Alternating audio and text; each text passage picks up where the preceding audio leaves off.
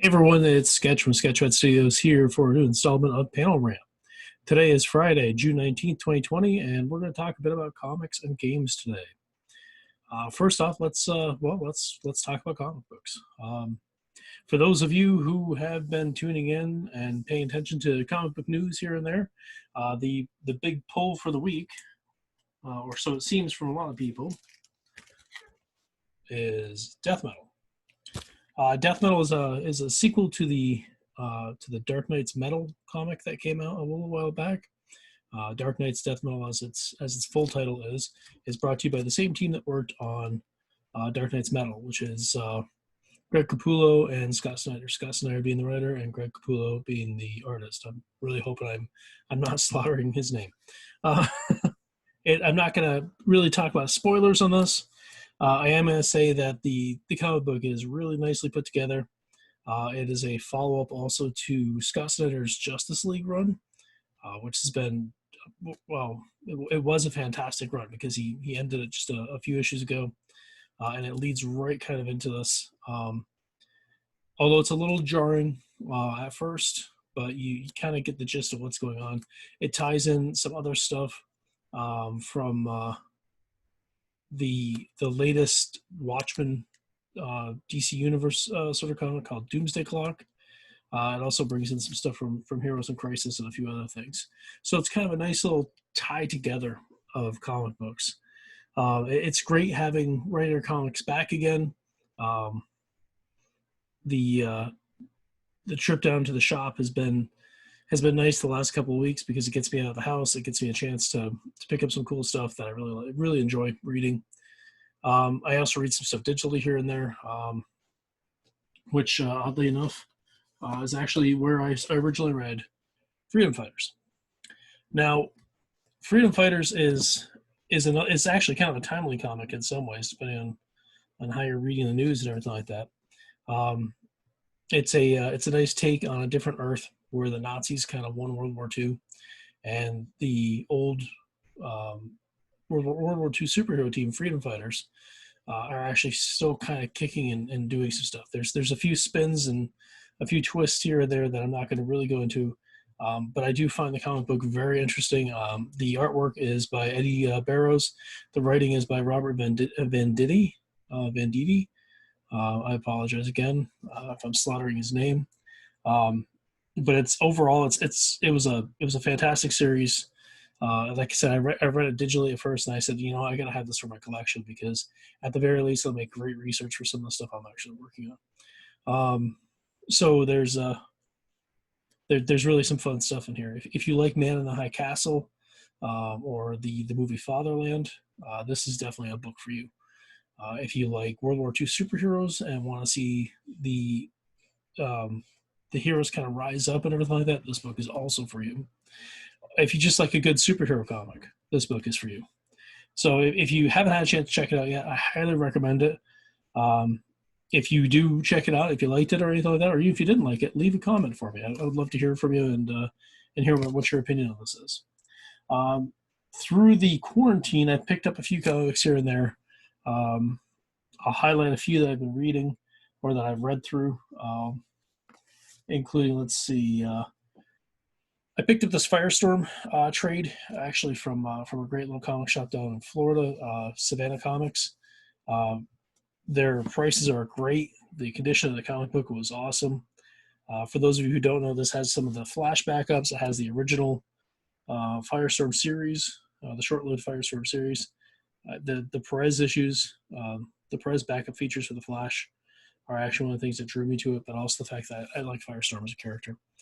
I've always kind of dug the idea of a Gestalt character. I've also really kind of dug the idea of what his powers are. And plus, I mean, his appearance has always been iconic to me. Ever since I first saw him on Super Friends, which is, I think it was where my first real exposure to him was back in the 80s. It's a great little trade. It's got some great info in it, but I really wish that DC would publish a trade of the Fury of Firestorm. That was a series that came out in the post-crisis, or right around the crisis. I think it was just after. It might have been right before. By by a great team. It was an awesome comic book. Um, and I read up until the point where it started getting a little bit weird, where Firestorm became an elemental, and you know, it was a good comic then, but it was just a little strange, and I think they tried to veer a little bit into Vertigo's waters with Swamp Thing and everything like that. I like Firestorm the way he was. The Jason Rush comic was also really good, and the comic where Ronnie Raymond and Jason Rush are actually combined to be Firestorm just a few years ago was also a lot of fun. So if you get a chance, check it out. It's awesome. I also, on kind of a whim, I remember reading at least one of these comics, but I saw the solicitation for this first issue special in the previews a while back, and I was like, that looks like fun. I want to give it a shot. If for nothing else, the fact that Walt Simonson does this awesome Dr. Fate story in it. It's a quirky little comic. There's a great Gary Conway New Gods issue in it, which has Orion in his red outfit, the superhero outfit, not the one with the silver helmet, when he actually is wearing a mask. It's got Atlas in it. It's got Metamorpho. It's got a Creeper story by Ditko. Some Mike Rowell Warlock. In fact, I think this is one of the first appearances of Warlock. It's got the old Prince Ramon Starman in it. It's got like a bevy of different stuff, and every issue is kind of a one and done sort of issue. So that way, hopefully, it would spawn a new series. Even though I don't think most of them did. I think the only one that actually really spawned a major series is probably Warlord. But it was fun. It was a fun read. I kind of revisited some stuff I hadn't seen before, or some stuff I hadn't seen in a long time. Out of the newer sort of stuff, I've been reading a lot of Justice League Dark. I'm a big horror fan. I'm a big fan of Swamp Thing. Oddly enough, I'm not a big Alan Moore Swamp Thing fan. I actually really like Wines and Wrights in Swamp Thing more so. I liked it before they kind of went esoteric with him and stuff like that. I liked it when he was, on the train with the little kid who grew up really quick with psychic abilities and stuff. It was right before Vertigo really kind of got their clutches on him. And the stuff that came before him. I've only read a few issues of the stuff that came out during the New 52, I think it was, that Snyder did, and I'm looking forward to getting the trade for that down the road. But in the meantime, I've been reading a lot of Justice League Dark because my wife's actually been getting the regular comic book, and I said, well, I'm going to get the trades for it. And it's just been a great series. It's been a lot of fun. We've got some great Dr. Fate stories out of it. We've got some great Wonder Woman tales. Detective Chimp is in it. This particular trade is the third trade, I want to say. Might be the fourth, actually, because I think the third one is the one right before, well, obviously the one right before this. But I think there's one in there that has the Wonder Woman Justice League Dark crossover issues for the Witching Hour, which is also really good. I managed to pick all these up during the quarantine. So if you have a chance, if you're not reading Justice League Dark and you really like magic stuff, I highly recommend it. It's a really good time. Excuse me. Also on a whim, I'm a big Arthurian fan. I kind of like the King Arthur legends and stuff, and I kind of like Kieran Gillian's writing, and I kind of like Dan Mora's art. And I picked up Once in the Future from Boom Comics, picked up the first trade for it, and it's a really cool comic book. It's got some great ideas in it. It's the artwork is top notch. I mean, this is Dan Mora really kind of in his element. It seems like I really want to see more stuff from him in the future.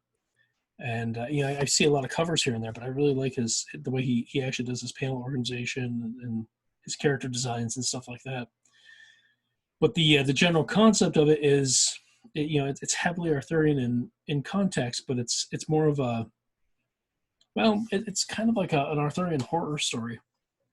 That's also kind of an urban magic, a little bit of almost kind of like a Buffy sort of vibe to it at points, and it was a lot of fun. In fact, it was so much fun that I finished it, and I immediately went on to a couple of sites that I go to buy trades from, including In Stock Trades and Amazon, and was disappointed to find out that the second trade's not out yet, and I have to wait till November.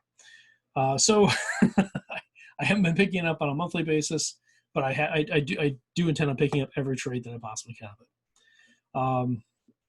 There's been a lot of stuff otherwise that we've been reading. I've been trying to keep up on the DC digital giants, or the stories from the giants, the digital first stuff for Aquaman and Wonder Woman and Superman and Batman, um, and Swamp Thing, of course. Swamp Thing comic has been a really good time. The Aquaman comic actually kind of surprised me because I'm not really a big Aquaman fan. I mean, he's okay, but I don't really seek out a lot of his comic books all the time. But the last few stories they've been telling in those digital issues have been a lot of fun. The artwork has been really nice, and I'm looking forward to reading more of them as we go along. Um, Also of note, I want to put a big shout out to Brett Booth, who, if you don't know him, he's a comic book artist. Worked on Titans, worked on Nightwing, worked on um, she's worked on a lot of stuff. He's been around since the '90s. He worked on Backlash, um, and his Backlash comic is actually where I kind of really loved his artwork to begin with. And when he started doing mainstream stuff, I was just like, oh, this is really good. He's done some X-Men stuff in the past. He's actually slowly developing his own creator-owned stuff, and I really can't wait for more of this stuff to come out. Um, it's between him and also Matt Broom, who um, is also an old Wildstorm artist, worked on Stormwatch, which during my favorite period of Stormwatch which is right in the beginning, kind of. Um, he's actually been doing some little pieces of art here and there on Facebook, showing off some of his skills and how he's developed and stuff like that. So if you get a chance, if you want to see some great art, Matt Broom is on Facebook. If he's accepting friends, I highly recommend it. Even if you give him a follow, I'm sure he'd actually kind of dig it. I hope he would dig it because he seems really awesome to his fans. And Brett Booth is on Twitter. At Demon Puppy is his Twitter handle, and he's a fun guy to follow. He puts up a lot of art. I believe that Brett also has a Patreon. If you want to get some exclusive stuff, I highly recommend it. Give it a shot. Take a look at it. But they're both incredible artists, and I'm really happy to see them both still kind of publishing stuff and working on stuff. Brett Booth is also the person who did the Flash Forward series with Scott Lobdell recently, in an attempt to kind of salvage Wally West from the tire fire that is Heroes in Crisis. If you liked it, I'm sorry. If you didn't like it, well, I'm in your camp. I'm not going to put any lies to it. I wasn't a big fan of the series. I really didn't like what they did to Wally West. I also didn't like what they did to some of the characters they used. It's just plain simple that way. So that's really all I have to talk about right now for comic books. There's some great stuff coming up. Joker War is coming up, which I'm looking forward to reading, and so is Empire for Marvel. And I'm really digging the idea behind that because I really like the Kree Skrull War. Sword of X is also coming up. I don't know how much of that I'm going to read before it comes out in trade, to be honest with you, because there is a scad of crossovers. And even with Empire, I'm not picking up everything. I'm only picking up a couple of things for Empire because I just can't anymore. I would love to be able to pick up 30, 40 issues that belong to a storyline. I'll just wait for the trade and I'll read it all together because, I mean, most of the X-Men stuff, I was reading Marauders, I was reading X-Force, I was reading Wolverine, I was reading New Mutants, and I just recently trimmed off a couple. I think right now I'm reading is Wolverine and New Mutants because my wife actually really likes Wolverine. Everything else I let drop to the wayside because they're okay stories, but I can live without them. I can wait. Or I've got a few friends I can actually contact, I'm sure, and say, hey, look, do you mind if I take a look at your X-Men comics? I'll wait for the trade. And if Marvel's hearing this, I'm sorry. I wait for the trade for a lot of stuff. I'm actually currently waiting for a couple of big omnibuses to hit. Next week, Morbius hits. I can't wait for that one to come out. I'm really looking forward to the next House of Mystery. Yeah, House of Mystery Volume 2 for DC Comics. That's supposed to come out, I think, next month. And they're doing some X-Men and some New Mutants ones down the line, so I think I'll probably try and pick some of those up too.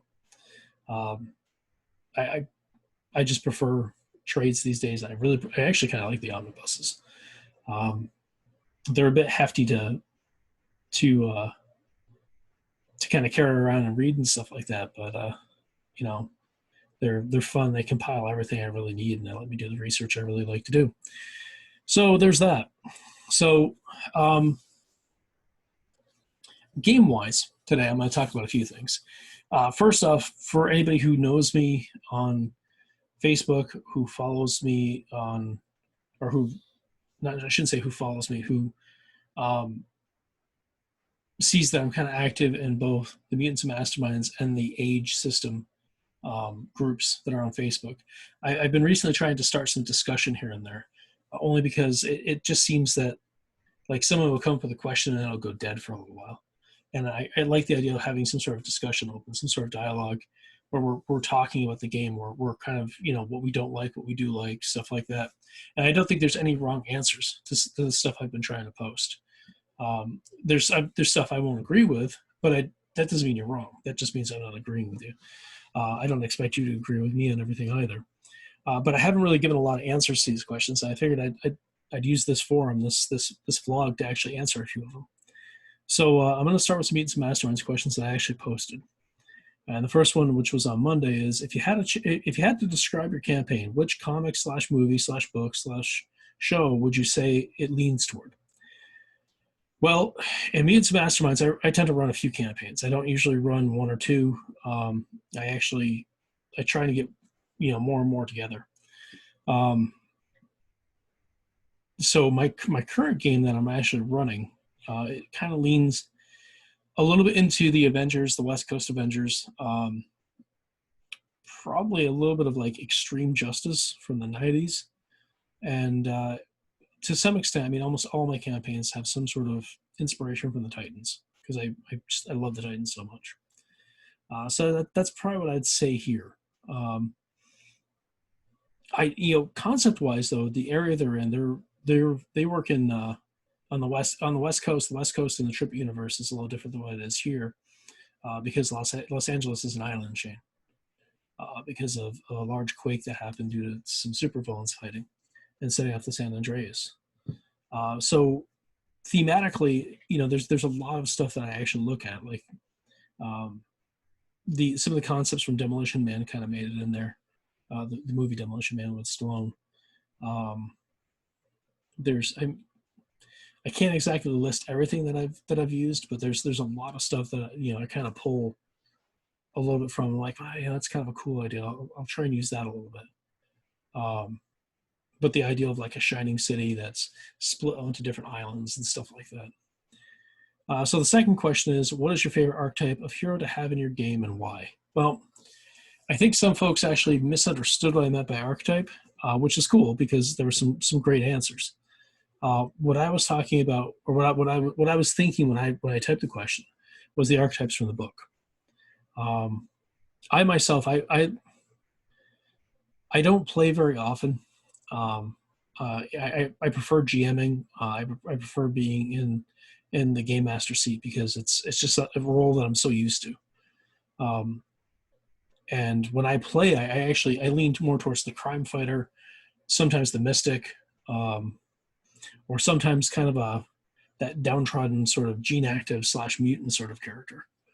And the archetype that I like to see as a GM in my group, I actually kind of like how people play Paragons, particularly when they're trying to emulate not necessarily Superman, but that Paragon sort of feature where, you know, they're very powerful and they've got to protect mankind. I always thought that was kind of cool, and I always thought that was a neat idea. I also kind of like I like mages.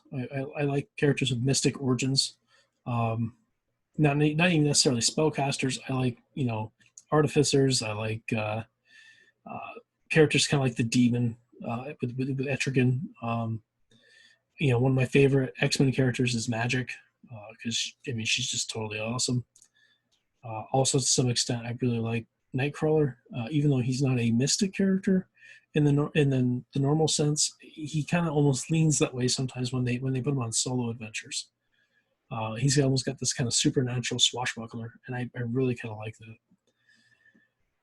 So let's see. Number 3 was: does your hero use some kind of gadget? Do they have a special suit that's immune to their powers, or are they a gadget-based hero? So in my games, a lot of the times, my group and I have chatted in the past about suits that are kind of like unstable molecules. And I know this is featured a little bit in the Super Team Handbook for M&M, which was really a really nice resource to be able to look at. And I actually don't have players pay for this with normal points. I have them pay for it with equipment points, because in my campaign, the Tribute Universe is a higher tech level than we are now. The concept of having all these super minds kind of working alongside normal man actually has elevated the world, not just in a technological way, but also sociological and a few other different ways. So having something like an unstable molecule suit would be something that's, yes, it's patented to a company, but it's not something that you have to, like, geez, I got to go over and talk to Reed Richards. Maybe he can repair my suit. No, there are shops that you can actually go to in the Tribute Universe that will actually help you create a suit and repair the suit. Now, as far as gadget-based heroes, I've had a few of those in my group. I've had the Iron Man sort of character. I've had the super agent, for lack of a better term, someone who's kind of like Grifter with the pistols, or having somebody who has, say, like a good version of the Satan's Claw from from Captain America. I've actually seen that. So I mean, it's gadgets are a mainstay in my campaign a lot of the times, and I mean, we're not even counting bases and vehicles and communicators and all that sort of stuff. Communicator wise, I usually assign the group something kind of high tech. My current fascination for a communicator is the thing they use in, of all things, Upload, the comedy from Amazon, where they take their finger and they go like this and a little screen appears. I really kind of like that. And I figured out a gadget that most characters would probably have that would allow them to do that. So let's see. Number 4, if you could pick any licensed property to adapt to M&M, what would it be? Would you like to see the return of DC Adventures, or maybe something new? Now, there's a lot of diversified sort of answers to this question on Facebook, and I thought this was a great discussion that a lot of us had. I would love to see a new DC Adventures book. I really would. I would like to actually see either an expansion of what we already have, or an entirely new version of the game that has a longer longevity, like one of the responders had, but with the understanding that there's only so many books probably in the license, because that's probably how DC or Warner Brothers would probably handle it. But I'd love to see more thematic source books than just here's an A to Z source book. I'd like to see a Titan source book. I'd like to see a Justice League source book, a Batman source book, so on and so forth. And I would also like to see a Marvel Adventures game in the same vein, because it's been a long time since we've had something from Marvel. And if they're not going to give us a phase of rip system, I would really like it if they used M&M. Some folks had actually said something about the Super Unicorn books. I'll get to that in a second, because that actually ties into number 5. But I mean, there are other licenses also. One person said they'd like to see Green Ronin actually tackle an Invincible book. Well, that would be cool. I would love to see the Invincible Universe actually brought up that way. I'd love to see Todd Knox Wildguard book brought up that way. I think there's a lot of potential for various source books, but it's a licensing issue. Most of the time the licenses cost money, or require certain things, or both. I mean, I understand why Green Ronin doesn't come out with a ton of these things. They've got their own stuff to work on. So number 5, what book would you say Mutants and Masterminds needs? Is it a setting book, a source book, or a new rule book? Now, I'm going to get this out of the way right away. I'm not a big fan of a 4th edition M&M book at this point. I have no say in this whatsoever, but if I had to make a choice, it wouldn't be 4th edition M&M. And if it was 4th edition M&M, I actually kind of wish they'd hitch the wagon to Age. because I like the adventure game engine. Um, but I also like M&M, the way it plays. One person actually said for the Super Unicorn stuff, the Metaphor universe, I actually recently asked Crystal Frazier and Steve Kenson in one of their chats about it, and the possibility is pretty low. Because I mean, the guys at Super Unicorn aren't Super Unicorn, it seems, anymore, and they're off doing their own thing, which is cool. I would love to see a single setting book. That's it. That details the heroes, the villains, maybe gives like maybe a close-up feature on the main city, and maybe like a DC universe or DC Adventures universe book sort of view on the other stuff. But actually give like updates to all the Crooks characters, updates to the main heroes, some extra Crooks characters. I just really, I mean, I like the Crooks book. I like the name of it. I like the feel of it. It really reminded me of the old Champions Entities books. Now, as far as what else would they need? I think that there's always potential for another power profile book. I think a new gadget book, an additional gadget book like Gadget Guide 2. There's always room for villain books. I don't think any superhero game is complete, like has a complete list of supervillains. I think that there should always be 1,000 supervillains available because you never know what type of campaign somebody's playing. I think there are still more thematic books, kind of like how the Cosmic book came out, and I think we could, we could use something like. Like an arcane book. I mean, the Supernatural book kind of handles that, but a true arcane book, kind of like the old Books of Magic book for second edition. I think there's some really cool information in there, and I actually put a bit of a grimoire in it. This is how you can handle certain super spells. Let's see. I mean, there's a bunch of different ideas. There's additional setting information that we can always use. There are new settings we could use. There was talk at one point about one of the chats I was in about paragons, and I myself I contributed a couple things to it, but I never used it a whole lot. I used it, I think, for one or two adventures, but I had a buddy of mine that really liked it, and he used it a lot. So yeah, I mean, there's potential for all sorts of stuff. I mean, the stuff I'd really like to see, I'd like to see an expansion of what we already have. A new gadget, a new game master's guide that actually gives more house rules and more information. Like I personally, I would love to actually figure out a way that I can, that to handle wealth a little bit better, to handle popularity a little bit better. I've actually started using honorifics for popularity in Mutants and Masterminds. So what I do is when a character gets to a certain point, I actually hand them out a reputation. Like they're the defender of this block. So whenever they're in that block, they get like either a +2 or a +5 to any social role they may make. So if someone's making a persuasion check and they're in, whatever block they're in, they actually get their nice bonus for it. So there's that. Now, I know I don't talk a lot about the age system here because we talk a lot about superhero stuff. Well, that's true. But the way that this kind of the vlogcast, for lack of a better term, is supposed to work is if we talk about comic books, and we talk about gaming and comic books, and a lot of the times how they kind of work together. Well, the age system for me, while Mutants Masterminds handles superhero stuff really well, and there's always the possibility to handle like a Justice League Dark or something like that, I think that there are better systems out there to handle other genres.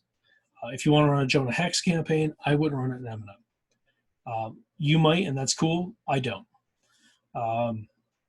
The same thing could be said with running, certain science fiction comic book games, or running it like Once in Future. Once in Future, I wouldn't run in a superhero game, or I wouldn't run it in M&M, I should say, because it's, for me, M&M is a superhero game. Could you run it? Sure, of course. But it's not something I would do. I would actually look at the age system for that. I would look at Modern Age, and I would take parts of Fantasy Age and put it in. I've actually been playing Fantasy Age for a few years now, and I really like the system. I had a chance to play Modern Age, and I played, I did a Halloween burst, I think it was like 3 or 4 episodes, maybe it was 2, of of a modern age horror game that took place in the 70s. Excuse me. Everyone seemed to really kind of have fun with it. I ran a spy game called Spy Break, um, which was a lot of fun.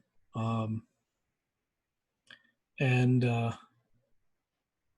there was a couple other little games I've ran here and there um, using modern age. So I mean, there's a lot of potential, I think, in the system. If you haven't had a chance to check it out, I highly recommend it. It's a 3D6 system. Um, kind of it kind of almost takes a little bit of from a few different games. You can kind of see a little bit where the DNA lies, and it's kind of cool the way they do it. Because it has kind of that D20 target number, difficulty number that people can actually kind of pull from. So you roll 3d6, you add certain things to it, and you're trying to beat the target number. Their extended difficulty rules are actually some of my favorite, because when you roll the dice, you always have one odd die, and that's your stunt die. So anytime you roll doubles, you use your stunt die to on a chart of different things that you can actually do. That's kind of cool. So like maybe you're doing like extra damage, or you're hitting your opponent twice, or you're just pushing them along the battlefield a little bit. And that's just in combat. You know, there's magic ones, there's exploration ones. The modern age ones really kind of blows up the stunt tables, which is kind of cool. But in the extended rules, what happens is when you're trying to do something, the GM may say, oh, you know, you're going to need like 20. So every time that you score one of these doubles, every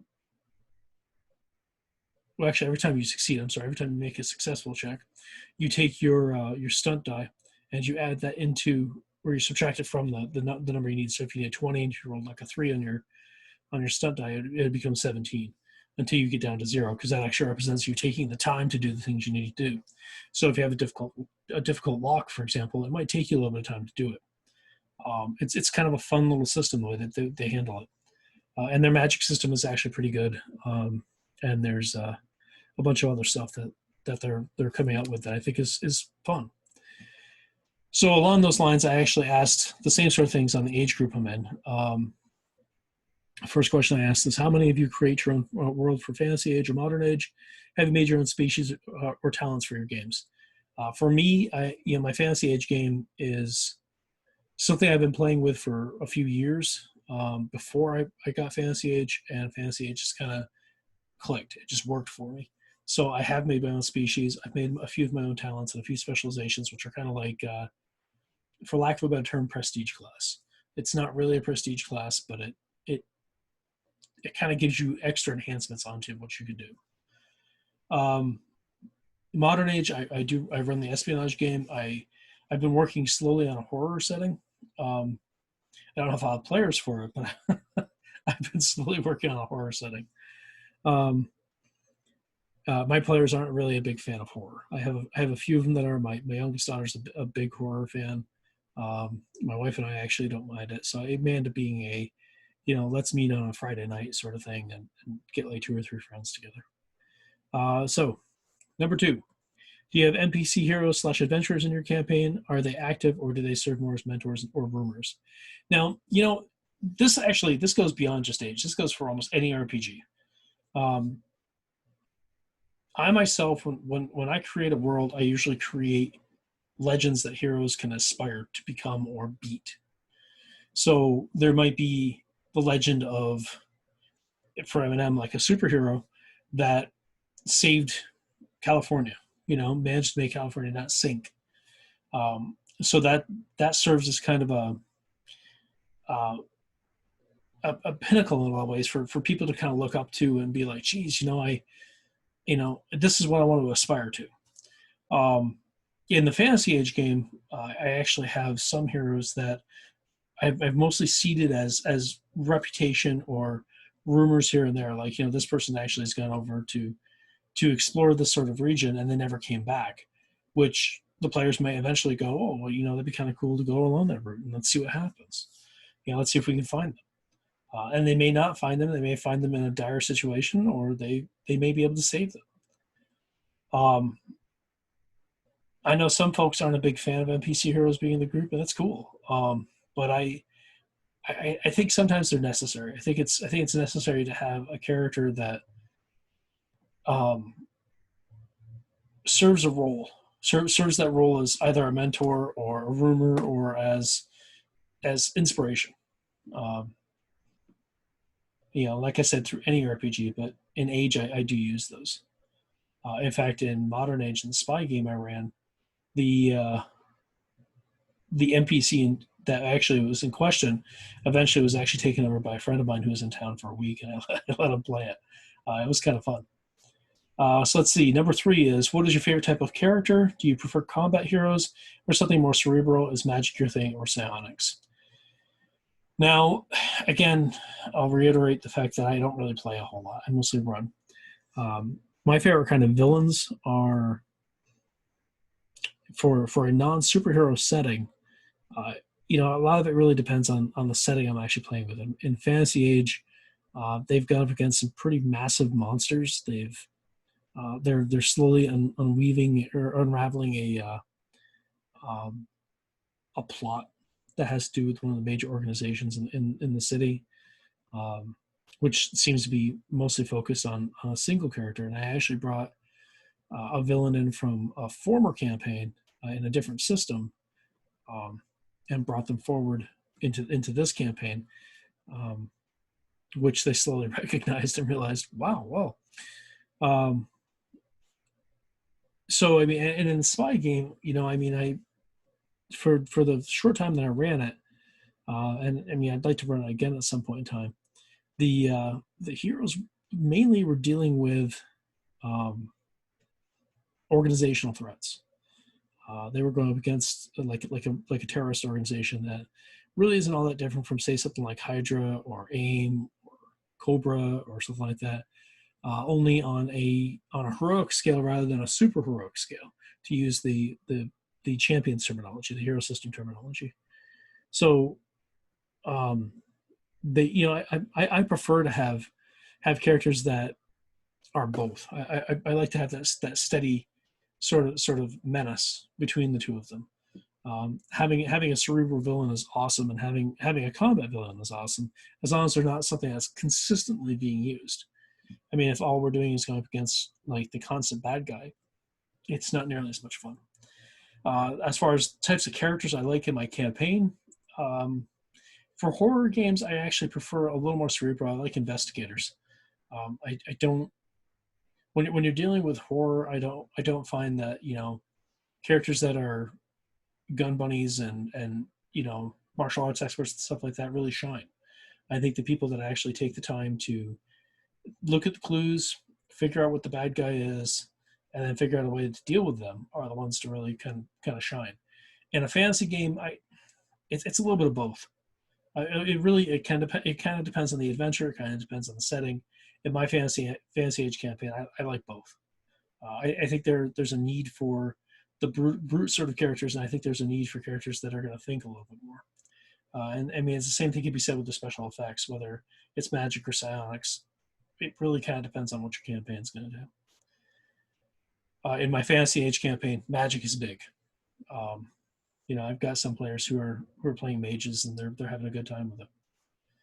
Um, Number 4, if you could see any licensed property adapted to the age system, what would it be? Would it be something from a book series, movies, video games, television? I've got a laundry list that is probably about 12 pages long, to be honest with you. I'm a big fan of Poltergeist Legacy.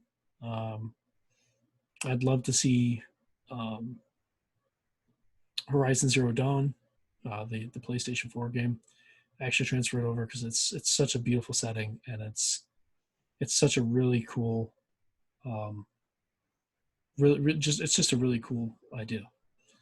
Uh, the I would love to see Leverage brought over to this. I think Leverage would shine in the age system. I also think that things like Killjoys would be really kind of cool. Um, there's, like I said, there's a bunch of stuff that I would actually bring into this. The thing I'd really like to see in this, and I mean, a lot of folks are probably munching to have this done for Mutants and Masterminds. I'd rather actually see a Teenage Mutant Ninja Turtles game in Age. I think it would do really well in Age. I think it'd be a lot of fun. And it I don't know, just something about it. I think the stunt system would actually do really well with it. So, what book? Number 5 is what book would you say Age needs? Is it a setting book, a source book, a new rule book? I think that we need Space Age. Um, I really I really like the concept of science fiction games. Um, I think it'd be kind of fun to have genre books for Age, but I think we need a Space Age book first.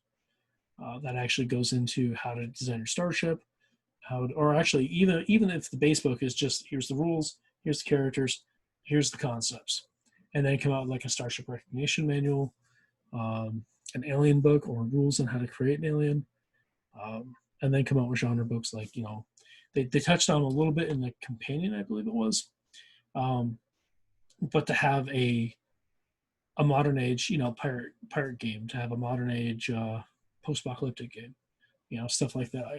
I think it'd be a lot of fun. Um, I really like the age system. I think it's a cool system. My group seems to really like it a lot. We talked a little bit about actually playing some different systems, and that this seems to be the one that they really like to return to. I've got a couple players who are just they're diehard Age fans. So those. I'm going to continue doing some of these questions whenever I can. I've got a few that I'm thinking of for next week. I'm going to take the weekends off asking questions, but I think having a question a day, a topic a day sort of thing would be kind of fun, kind of different to do. And maybe spark some conversation that I think we all could use a little bit of, particularly since I don't know about some of you guys, but I'm working from home right now, and it's kind of nice to have a little bit of interaction when I'm done my job, instead of just the people I work with actually be able to go on something like Facebook and be able to say, hey, what are you guys playing? You know? Um, so as far as any GM tips this time around, I think I'm going to be a little light on it. Um, we are going to be returning to our Mutants and Masterminds character creation stuff soon. Sorry it's taking a little while for one of these videos. There's been some stuff that's gone on in my life that unfortunately needed me to be present and not virtual like I am right now. So yeah, there is some stuff coming up that I'm going to be working on for Mutants and Masterminds. If you guys would also like to see some Age stuff, I'd be okay with also putting some of that in Panel Rant. We are going to be talking more about comic books, of course, because now that comic books are back, and now we're seeing a more influx of new stuff. I'll be talking about that. And I'll be talking about some old stuff too. The As far as any GM tips for today, yeah, there's been a few questions here and there that's kind of rooted around the Mutants Masterminds Facebook group. The big one was about feature. Feature is such a great power because it details all the small stuff. The question that somebody had was, how do you unlock locked doors? Have a power like that just, boom, I unlocked, boom, I lock, and that's a feature power. At least for me, it is. You may build it differently. One thing I've always discovered when it comes to point build systems is there's about 6 billion ways to usually do one power. Coming from a hero background into Mutants Masterminds, I don't really find a lot of difference because you may find something that works better for your campaign, and that's awesome. But it may not be what I'm going to be using. But the feature, if you have a chance, take a look over the rules. They're pretty cool what you can do with it. A lot of the little gadgets that someone like say Batman might have are probably covered by features, and things like dramatic wind or having just the right lighting and stuff like that are often features as well. And they're nice little things that players can buy to kind of enhance their character a little bit. But the power is just, it's so cheap and just so neat, and you can buy like little quirks and stuff like that on your actual powers, which almost kind of work like features. So I recommend it highly. Other than that, though, I don't think I have a whole lot this time around. If you have questions that you'd like me to answer on air, please post in the Panel Rant forum, or not forum, I should say, the Facebook page. I will try and answer whatever I possibly can. Updates on Sketchpad Studio product. We're still working on stuff. Um, it's been a little slow moving because of stuff that I've had to be here for. But I'm hoping to get back on track here pretty soon and actually get a few products out before the end of the year. Knock on wood, or knock on whatever this is. I think my desk isn't actually full wood. Um, I'm kind of hoping in the future we'll have a few guests as well, and talk a little bit about superhero games and comic books and all that sort of jazz. So I'm going to close with that. I hope everybody is staying safe out there. Make sure that you're listening to your government, your state government, when it comes to protection wear and such like that when you're out. Here in New York, we wear masks every time we go outside. And I can't tell you how many times we scrub down when we get back in. My hands are usually almost raw from scrubbing so much whenever I go out. But stay safe. I want to have conversations with people, and the best way to do that is by staying safe. Be well, and play as many games as you possibly can. Hopefully, if you're playing, hopefully during the quarantine you've had a chance to play online. We've been my group has been using Roll20 a lot, Roll20 and Zoom in conjunction with one another because the group is so large, and we've been having a pretty good time with it. I really kind of enjoy Roll20's interface. Mind you, I don't go for the full kit and caboodle with miniatures and fog of war and all that sort of jazz. I'm just looking for a dice roller and something I can share stuff with. So far, it's working pretty well. So I'm looking forward to maybe doing a little bit more of that in the future with some other friends. So, but yeah. So with that, I will talk to you later on.